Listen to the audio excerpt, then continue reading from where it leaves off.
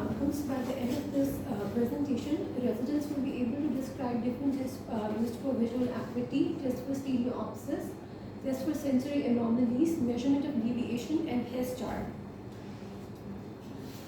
We start evaluating the patient by taking history. The points that should be considered in history taking are age of onset. The earlier the onset, the more likely is the need for surgical correction, and onset between 18 to 36 months usually require accommodative correction. We ask the symptoms whether the deviation is pre-existent or acquired, the type of diplopia, whether horizontal, vertical, variability, whether it's alternating or fixed. Then we ask about the general health of the patient. There are certain conditions which have more chances of deviation, such as cerebral palsy. Children have more chances of sprains, trauma, neurological disease, and diabetes mellitus. Then we ask about the birth history, family history. Strabismus runs in family, so we have to ask about the family history too.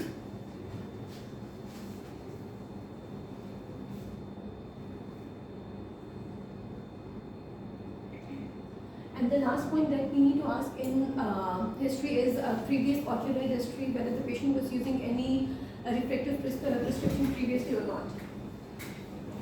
Visual acuity testing in a pre-verbal children. In pre-verbal children, we test the visual acuity by fixation and falling.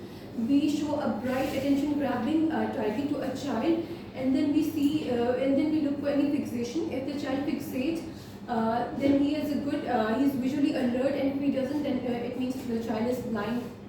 Then we do the comparison between the two eyes, and it indicates if he has unilateral preference or not. We look for fixation behavior, preferential looking in one eye. Cardiff equity test, Cardiff equity cards are used for this purpose, and the last visual evoked potential. This is Cardiff equity card, which is used in pre-verbal children. Testing in verbal children, these tests are performed at a distance of 3 to 4 meters, and it's equal to 6 meters. At 2 years, we do the picture naming test. Cave pictures, this is done at in 2 years of age, picture naming test. At 3 years, we use this Keeler Logmar crowded test card. And for older children, we use the Logmar test and Snellen charts. Test for stereopsis. Stereopsis is depth perception, and it's measured in seconds of arc. Normal spectral resolution is 1 minute, and a normal stereo acuity is 60 seconds. We test the stereopsis through different tests, such as Titmus test and other tests. In Titmus test, we show a booklet to the patient. This booklet has a 3-dimensional polarized vector graph, and it has different pictures. And the child is encouraged to pick up the wing of the fly between his 2 fingers. The other tests used for testing stereopsis are TNO tests,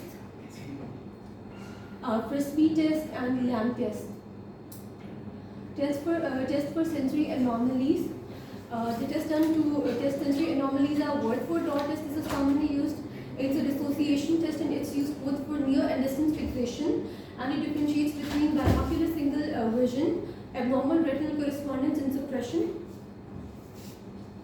This is a word-for dot test. In this test, the patient is made to wear goggles which has 2 lenses.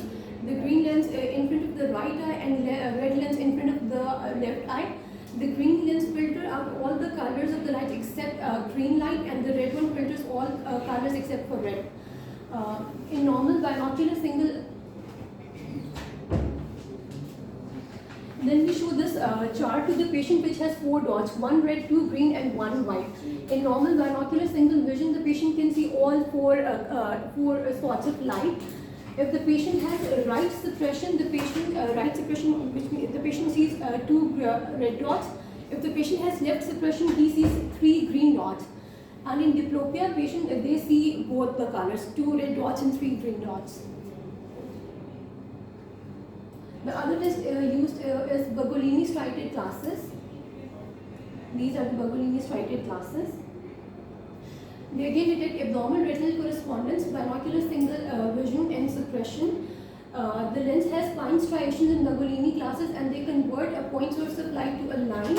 The lenses are placed at 45 and 135 degrees to each other.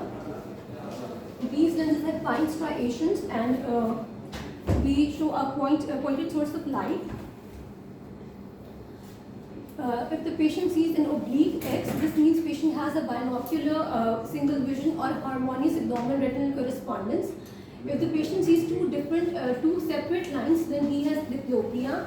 If you only see one streak, it means patient has suppression in the one eye, and small gap between inner line shows central suppression scotoma.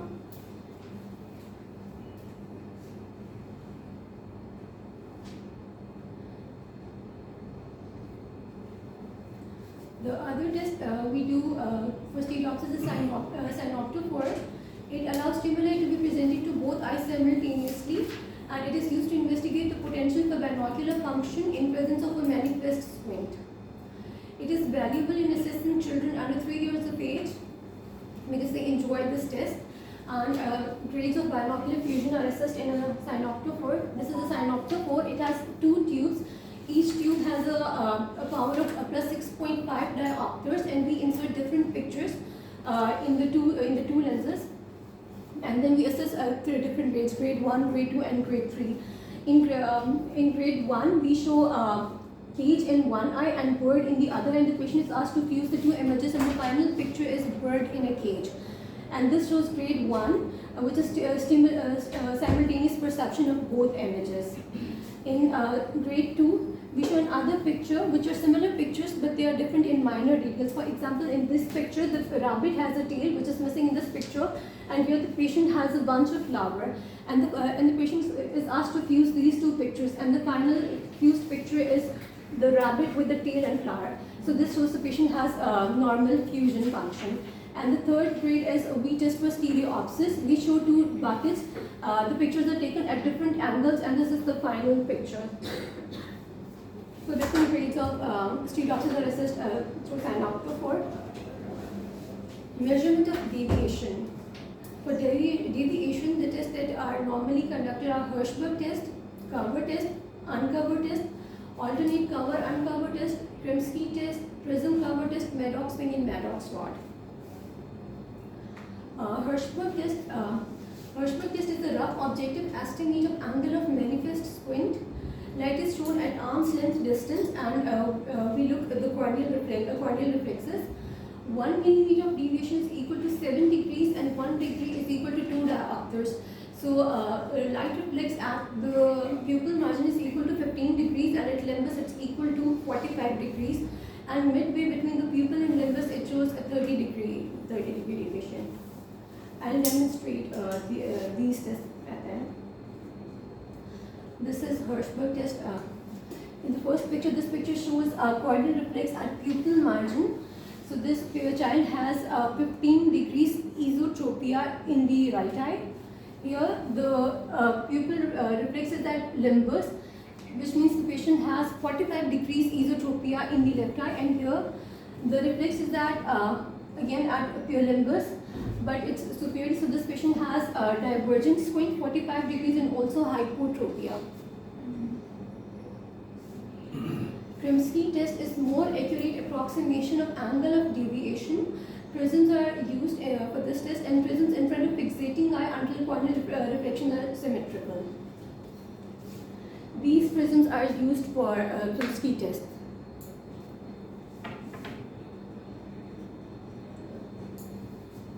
Prisms. Cover test. Cover test is used to detect heterotropia, and uncover test is used for heterophoria. The patient fixates on a target. Different targets are given. It's used both for accommodation and far targets. For example, if the patient has right deviation and left eye is the fixating eye, so we cover the fixating eye and look for fixation in the deviated eye. If there's no movement, this means the patient is orthophoric. Adduction means patient has exotropia, and abduction means patient has esotropia. So may I demonstrate it now or later? After presentation.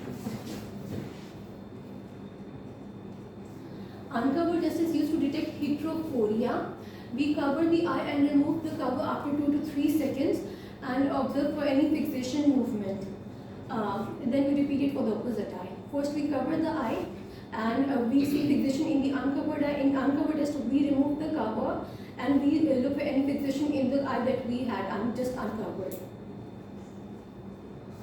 Alternate cover uncovered test, it induces dissociation between the two eyes. It reveals total deviation, manifest plus latent squint, and we alternatively cover the both eyes for 2 seconds and repeat the process again and again. Patient with poor control may decompensate to manifest deviation in this test. Prism cover test, it measures angle of deviation and it includes alternate cover test with prisms. It is done with these are the prisms that, we have 2 types of prisms, horizontal and vertical prisms, and these prisms are used in prism cover test. We first do the alternate cover test to establish direction and extent of deviation. The patient fixates on a distant target, and once we know the direction of deviation, the prisms are placed and the apex points in the direction of deviation. For example, this is the base and this is the apex.